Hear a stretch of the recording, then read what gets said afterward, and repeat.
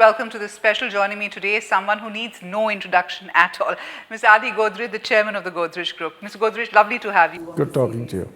So, you've had an amazing journey. You've seen India and India's economy evolve from a license permit Raj, as it was known, to the opening up of the economy, and now with the whole digital revolution, the transformation of many, many sectors. My first question is perhaps the toughest.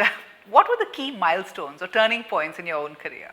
Well, the first one was my relationship with my mother. My mother was a teacher, and she went out of her way to teach me a lot of things which were, to my mind, extremely important at a very young age. So, for example, she taught me how to cross the road near our house at the age of 3 or 4 and made me go alone on the road so that I get self-confidence, get used to it, etc. At the age of 10, she gave me pocket money, of which I had to do everything, including buying my school books, paying my school fees, buying my clothes, etc. So that I learned to budget, manage a budget very well at a very young age. And then she encouraged me to travel across India in third-class railway compartments with some friends. So I've been to South India, we went to Manali, and where we bumped into then Prime Minister Jawaharlal Nehru. We trekked to Rohtang. So that gave me a tremendous confidence, tremendous way of planning and being self-sufficient. That's not a normal childhood for a lot of people, especially not from a family which was in business. So what was her thinking that you appreciate now? Well, tremendous, empowering me, teaching me how to budget, making me self-confident, learning at an early age. It was very useful. Then, of course, the next phase was my studies at MIT, which were, to my mind, were very useful. I studied economics for the first time, because here I was only studying maths and physics and chemistry in India. So I was 17 and I started studying economics, and then I realized that besides studying engineering at MIT, it would be very useful if I studied management. At that time, there were no management schools outside the United States. None in India, none in Japan, none in Europe.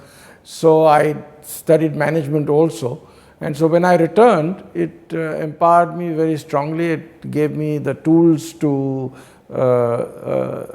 manage the growth of our company. In fact, you made a lot of changes after you came back, and the entire management cadre within the Godrej Group went in for a sea change. What were the 3-4 inputs that you came in with? Because to step back, America was the home of the management program. What do you think they got right in that? Well, I think several things. I think what's very important is learning academic subjects is very important. Knowing these are important, but management is a key to a lot of things. And in India, unfortunately, we don't get our management right. We see it in government, we see it in a lot of other organizations. Business management here means only business, but management really is to how to manage everything. Whether it's a hospital or whether it's a government department, managing it well can add a lot of value. At a time when you brought these very progressive views on management, Indian family-owned businesses, Mr. Godrej, were very different. It was the old retainership, loyalty made, was given a lot of credence. What was the change from within that you had to engineer, and what were the what is the key impact of that? Well, all the inputs management can bring. So, for example, in marketing, at that time, nobody paid too much attention to marketing. Actually, there used to be a shortage of goods because there was a controlled Raj, licensing, etc. So marketing became a very important subject. Cost management was just not heard of. Financial management, yes, accounting, but not cost management. And so various other inputs, human resource management, hardly any attention paid. So all these inputs that from my management education that I could bring to bear were very useful.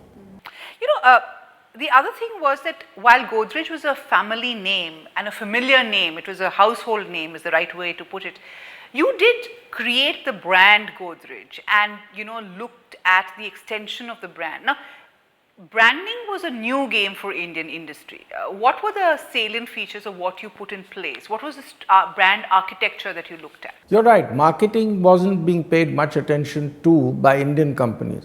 The only companies in those days in India that paid attention to marketing were multinational corporations. So we were able to, our brand was quite well known. We were in many consumer products. So we were able to push branding strongly. We were able to push, and fortunately we used the Godrej brand across a lot of our categories, and that helped. And over a period of time, we created a huge consumer base which used our products. But how would you gauge the success of Indian companies in the branding space? You know, because one could say that it was in the 90s that the real branding focus came in to a lot of companies, including the FMCG sector. How has that journey been, and what were the key insights that? Well, you're right. In the 90s, the economy opened up. In 1991 was when the economy opened up. Manmohan Singh's budget and Prime Minister Narasimha Rao's policies to open up the Indian economy helped very considerably. So you're right. That's when a lot of Indian companies started paying attention to marketing. Up to then, not too many Indian companies paid attention to marketing, branding, and were more concerned about manufacturing and just output, and you could at times sell whatever you made. There was a shortage of products. So what were the lessons, early lessons that you learned while transforming the Godrej Group? Well, several. One is I learned early on that sales is vanity, profit is sanity, and cash is reality. Good one. So that's something you need to pay a lot of attention to. You can see a lot of Indian companies have borrowed too much, got into difficulty with debt, etc. So managing your cash, your finances are extremely important to my mind. And several other items one picks up as one goes along to see that one, despite the controlled Raj, we grew reasonably well even in those days. We were growing at a compounded annual growth rate of about 17%. What is the mistake that you've learned from? We often look at successes, but has there been a mistake that you knew that forced you to course correct and Oh, many mistakes. I think if you don't make mistakes, that means you're not attempting things, you're not experimenting with it. So many mistakes, and the important thing is to learn from them. The important thing is not to make the same mistake more than once. And I think mistakes are part of business. And I think it's very important to accept mistakes from others. I think what I learned was to accept mistakes from people who I was leading. Because if I didn't accept mistakes, they wouldn't experiment and they wouldn't try, and that would lead to stagnation. So if you were to give me a sense of the turning points for Godrej, what would the one or two turning points for Godrej as a company be? Well, several. I think 1991 was very important. That's when the economy opened up, and we decided to do a lot of things we weren't doing hitherto. We knew the global economy was opening up, and it created a challenge because there would be more global competitors coming in, and it would be an opportunity because the Indian economy was likely to grow. So we correctly diagnosed that we would grow much faster and it would be a great opportunity. So a lot of our growth has come post 91, and that allowed us to get into new businesses. For example, we entered the real estate business because it was clear to me that post 91 the economy would open up. All these controls of Urban Land Ceiling Act, that are likely to go away in a period of time. So it's better that we had a large plot of land in Vikhroli. It would be useful if we could develop it, and it would be good if we would learn how to. So we decided to go into real estate. But for a long time, the Urban Land Ceiling Act didn't go in Maharashtra. So we had to do a lot of our projects outside. But we learned the business, and now we're doing a lot here in Vikhroli also.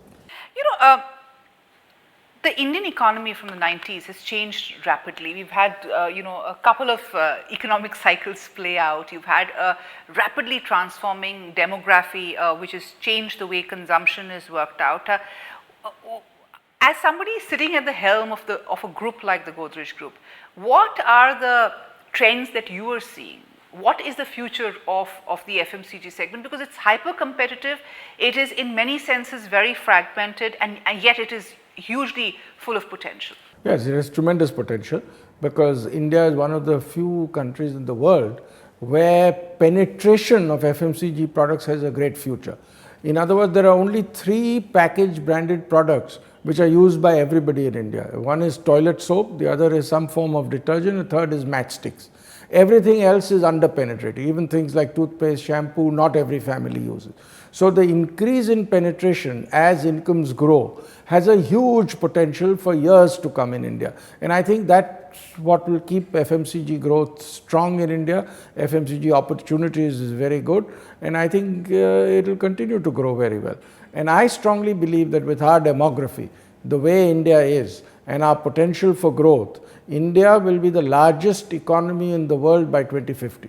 We will overtake both the United States and China, and I think that the combination of that leads to huge potential for Indian companies in consumer products.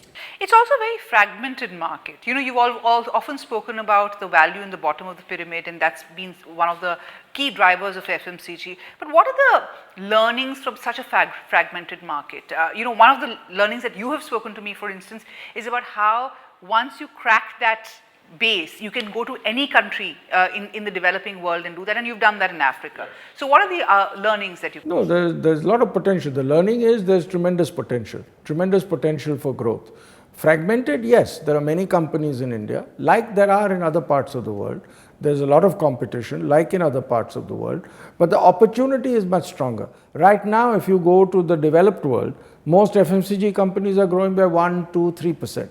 Although there's a slowdown right now in India, we are still growing by 10%. So opportunities are big, and as you rightly say, the bottom of the pyramid is the one that provides the huge opportunity. There are so many non-consumers of many items that can become consumers.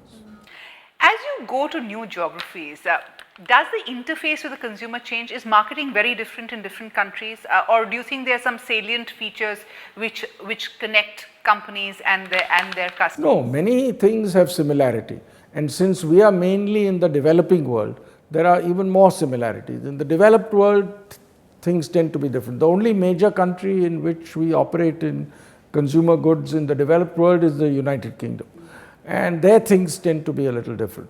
Otherwise, things are pretty similar. Incomes tend to be low, but we also operate in geographies with different income levels. So, for example, in South Africa or Argentina, the income levels are higher, and the type of products they want, the type of retail outlets they like to visit are quite different, and we have to adjust to them. But we are able to translate a lot of our product ideas from one country to the other.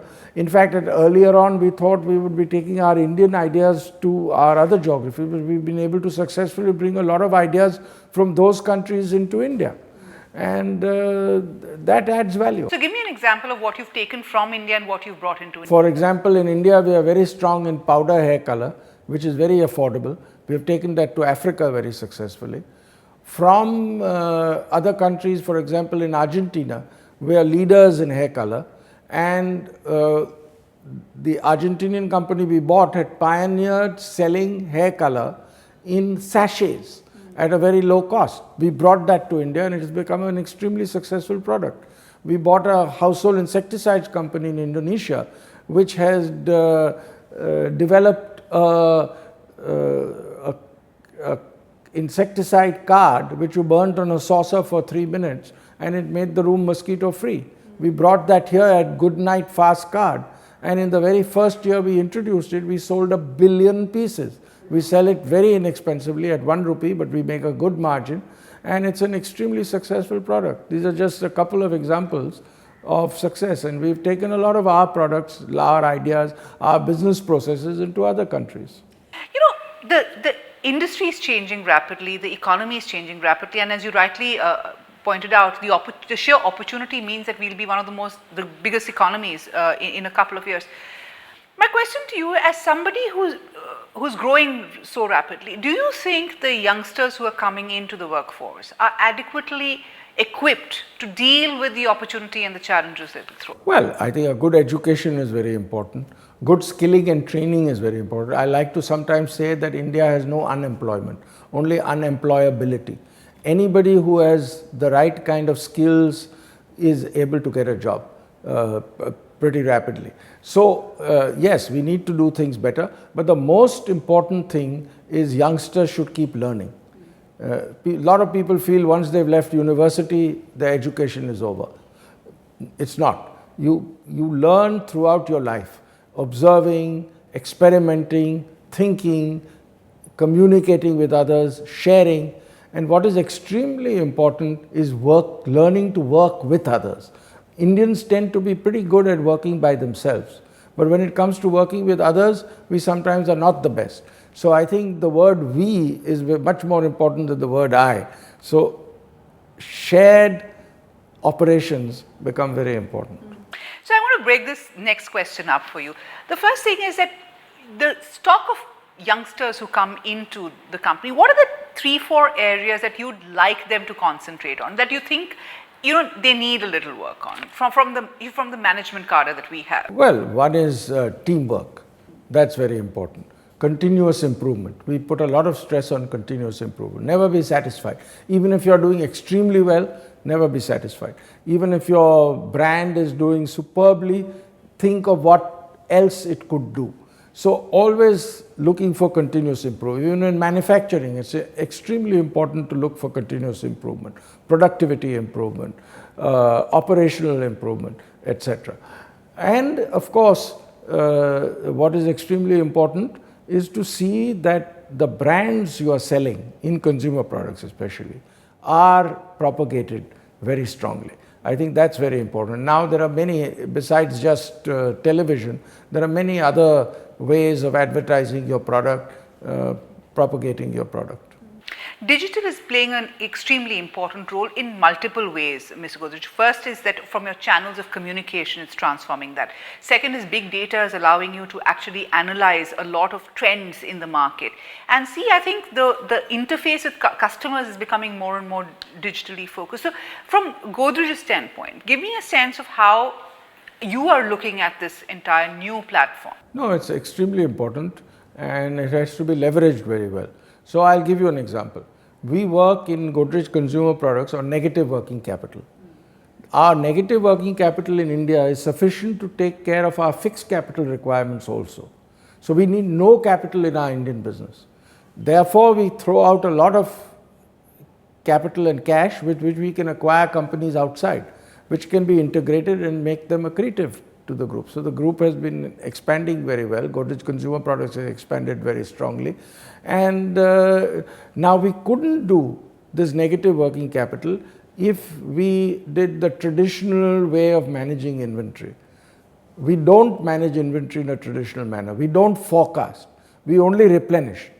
We have everything on the computers and they just keep replenishing. So we replenish our distributor, the distributor replenishes the retailer, our suppliers have to replenish our factories, etc. So we keep very little stock, we get credit from our suppliers, we get immediate payment from our distributors because they don't have much stock, they can manage that. That way we can turn around our inventories very, very rapidly. Couldn't have been done if it was not digital. Our products are found in about 3.5 million retail outlets.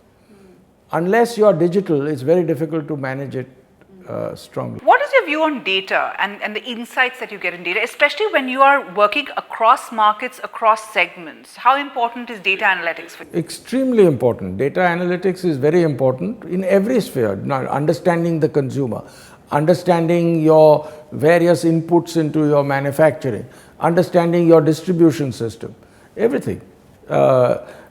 Digital is absolutely changing the way we do things. Look at the kind of communication we are able to do today. Yeah, it's also rapidly changing within itself. So, what is the next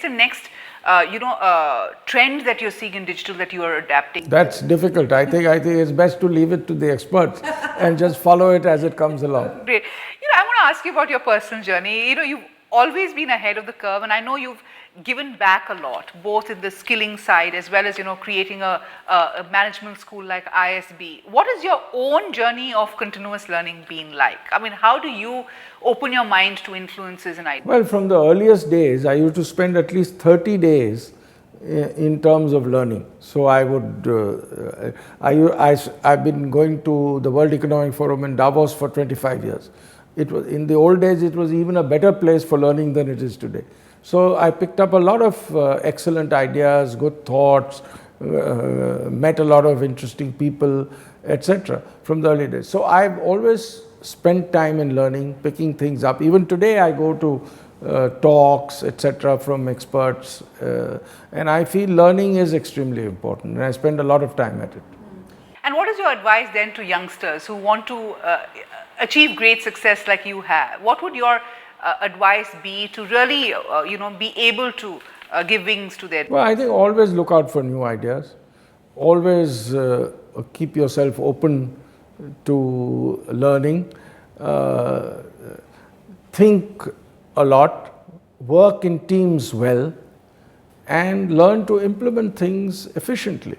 I think once you keep that process going, I think it comes almost automatically after a while. How important is it to continuously have stretch goals of skilling yourself even at the workplace as you go higher? Because you've got a whole cadre of management students who are coming up to higher and higher levels.